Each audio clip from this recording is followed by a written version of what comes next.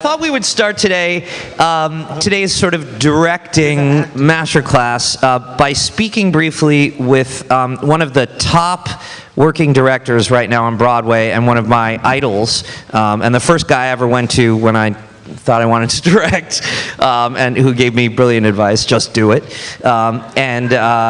He currently is the director of American Idiot, which we're all seeing tomorrow on Broadway. He also directed Thoroughly Modern Millie and developed that. Some of you have done. A little show called Spring Awakening. And a host of other shows. His full bio is in your schedule. But please welcome Michael Mayer.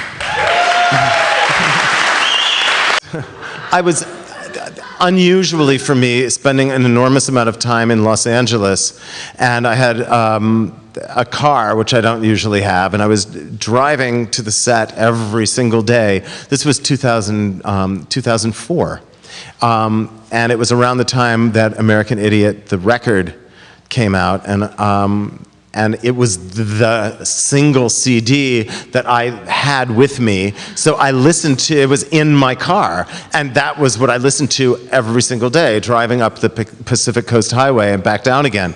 And I loved it, but I wasn't really thinking of it in theater terms at all. It was just a terrific record, and I thought a really brilliant sort of response to the post 9/11 world that we were all living in. And I thought, of all people, you know, for Green Day to have, I love Green Day, and Dookie is great, and we all love songs about masturbation and smoking pot and stuff and whining about everything, which is what they had been doing up until this point.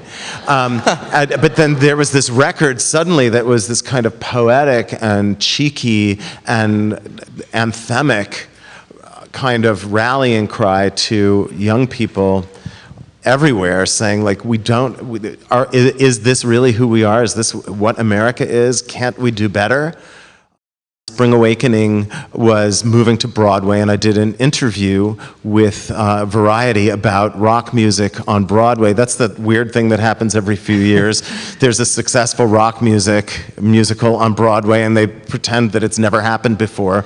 And they're like, oh my God, do you think rock music is here to stay? I'm like, well, it has been here to stay since Hair, basically, but, yes. And so it's that same interview that one gives every few years.